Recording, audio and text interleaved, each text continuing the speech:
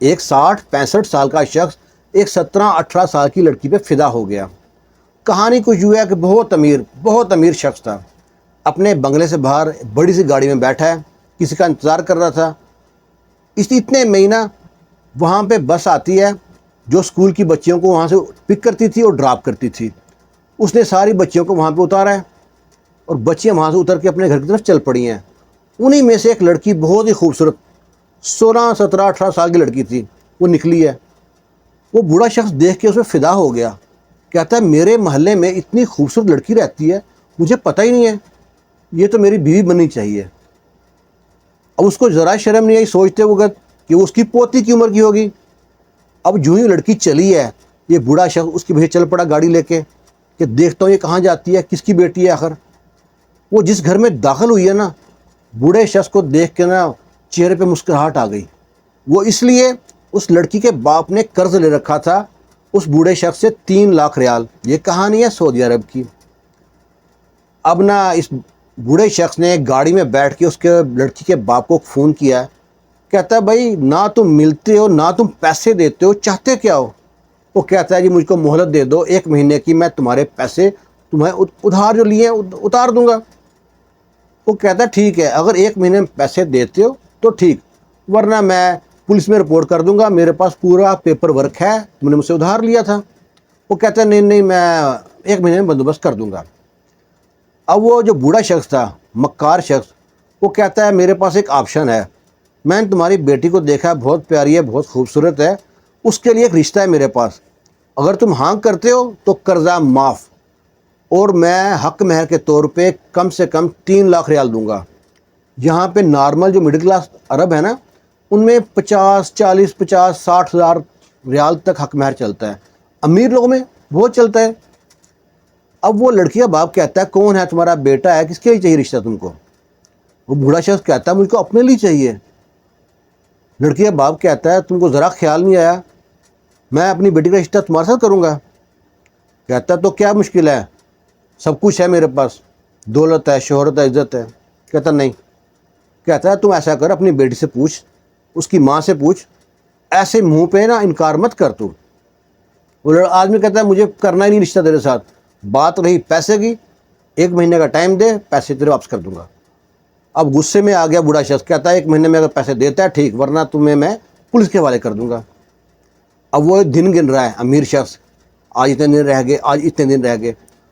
قدرتی بات ہے اس سے پیسوں کا بندوبست نہ ہو سکا، اس نے پولیس میں رپورٹ کی ہے، پولیس آئی ہے، اس لڑکی کے باپ کو اٹھا کے جیل میں لے گئی۔ اس نے پھر پیغام پہنچایا اس نے پھر انکار کر دیا۔ بوڑھا شخص تو اس لڑکی کے پیار میں پاگل تھا، لڑکی کو پتہ ہی نہیں ہے، نہ لڑکی کی ماں کو پتہ ہے کہ ہمارا جو لڑکی کا باپ ہے وہ جیل میں کیوں گیا ہے۔ اب وہ بوڑھا مکار شخص نا لڑکی کے ماموں کو کال کرتا ہے، اس سے کہتا ہے بھائی تو آدمی سمجھدار لگتا ہے، جو تمہارا بہنوئی تھا وہ تو بیوقوف تھا، آج جیل میں بیٹھا ہے، اس نے مجھ سے ادھار لیے 3 لاکھ ریال، مجھے پتہ ہے وہ 1 سال کا ٹائم دے دوں نا وہ نہیں واپس کر سکتا۔ اس سے میں نے کہا تھا اگر تم اپنی بیٹی کی شادی مجھ سے کر دیتا ہے تو میں 3 لاکھ جو ریال ہے نا وہ معاف کر دوں گا اور 3 لاکھ ریال حق مہر دوں گا۔ اور وہ تو بیوقوف تھا، تو ایسے کر، لڑکی سے بات کر، لڑکی کی ماں سے بات کر، اپنی بہن سے بات کر، وہ کیا کہتے ہیں۔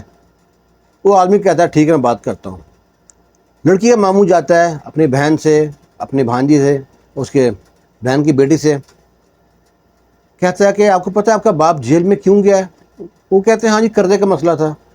کہتا ہے خالی قرضے کا مسئلہ نہیں تھا، جو امیر شخص ہے نا اس نے تم کو اسکول سے آتے ہوئے دیکھا ہے، وہ تم پہ فدا ہو گیا ہے، وہ شادی کرنا چاہتا ہے، وہ چاہتا ہے اگر تم اسے شادی کر لو گی تمہارا باپ جیل سے آ جائے گا، جو قرضہ معاف ہو جائے گا اور بدلے میں 3 لاکھ ریال حق مہر دے گا۔ اب لڑکی نے باپ کے لیے قربانی دینے کے لیے تیار ہو جاتی ہے، کہتی ہے میں اپنے باپ کو 1 منٹ بھی جیل میں برداشت نہیں کر سکتی، مجھے کوئی بھی قربانی دینی پڑے گی میں دوں گی، میں تیار ہوں شادی کے لیے۔ لڑکی کی ماں سمجھاتی ہے، لڑکی کہتی ہے نہیں، اگر میری قربانی سے گھر سدھرتا ہے نا تو میں قربانی دینے کے لیے تیار ہوں۔ لڑکی کا ماموں جو ہے نا وہ کال کرتا ہے اس امیر شخص کو، ہاں بھائی لڑکی تیار ہے، اب تو اس کے باپ کو چھڑوا دے۔ وہ کہتا ہے ٹھیک ہے آ جاؤ۔ وہ جیل میں جاتے ہیں، وہاں پہ جا کے سائن کرتا ہے جی میں نے قرضہ معاف کیا لہذا چھوڑ دو، اور وہیں پہ سائن کرتے ہیں ہاں بھائی میں تمہاری لڑکی کا نکاح ہے نا اس تاریخ کو کراؤں گا، 2 دن بعد نکاح کرا دوں گا۔ لڑکی کا باپ جب گھر آتا ہے وہ اس کو کہتا ہے کہ ٹھیک ہے نکاح تو ہوگا، رخصتی ہم 1 مہینے بعد کریں گے، ہم کو بھی تیاری کرنی ہے، تمہاری تو 50 شادیاں ہو چکی ہوں گی، ہماری لڑکی کی پہلی شادی ہے، ہمیں تھوڑا بہت اہتمام تو کرنا ہے۔ وہ بولتا ہے مشکل نہیں ہے، اس کے اہتمام کے لیے بھی پیسے دیتا ہے وہ۔ آخر 2 دن بعد وہ آتے ہیں، نکاح ہو جاتا ہے، نکاح کر کے بڑا خوش ہوتا ہے کہ چلو نکاح ہو گیا، ملکیت ہوگی میری بیوی، شرعی طور پہ بیوی بن گئی اس کی۔ وہ چلا گیا۔ اب یہ لوگ سوچتے ہیں کہ 1 مہینہ کیسے گزرے گا، کیا کرنا ہے، دعائیں کر رہے ہیں اللہ سے کہ جان چھوٹ جائے اس طریقے سے۔ اب جو امیر شخص تھا نا، اس کی کنسٹرکشن کمپنی تھی، بلڈنگیں بناتے تھے، ہوٹل بناتے تھے۔ وہ گھر سے نکلا ہے کمپنی میں کام دیکھنے کے لیے، کہیں نیچے کھڑا ہے تو اوپر لفٹ لگی ہوتی ہے نا، اس کی موت آئی تھی اس طرح، لفٹ کے اوپر سے کوئی چیز گرتی ہے اور سیدھے اس کے اوپر آ گرتی ہے، وہ آن دا اسپاٹ موقع پہ ہی دم دے جاتا ہے، مر جاتا ہے وہیں پہ۔ جو ہی وہ مرتا ہے، یہ کچھ جناب یہ تو بیوہ ہو گئی، کیونکہ اس کی بیوی تھی، شرعی بیوی تھی اس کی عدت میں چلی گئی، عدت کے دن پورے ہوئے، پھر جائیداد تقسیم ہونے شروع ہو گئی، اس کی اور بھی بیویاں تھیں۔ جب جائیداد تقسیم ہونا شروع ہوئی تو ملین ریال جو ہے نا اس لڑکی کے حصے میں آئے، باقی بیویوں کو آئے، بچوں کو آئے، بہن بیٹی کو آئے، سب کو آئے، اور جو اس بیوہ کو آئے تھے جس کا صرف نکاح ہوا تھا، ابھی رخصت ہی نہیں ہوئی تھی، نکاح ہو گیا، بیوہ ہو گئی، امیر ترین لڑکی بن گئی، اور پورے علاقے میں چرچے ہو گئے اس لڑکی کے، خوبصورت تو پہلے ہی بہت تھی، اب اس کی لڑکی کے لیے اور بہت سے اچھے رشتے آتے ہیں۔ لیکن صبر کا جو پھل ہے واقعی میٹھا ہوتا ہے۔ اس لڑکی نے اپنے باپ کے لیے قربانی دی، اس قربانی کا پھل یہ ملا کہ قرضہ بھی اتر گیا، معاشرے میں عزت بھی بچی رہی، اور لڑکی جو ان سے امیر ترین بن گئی۔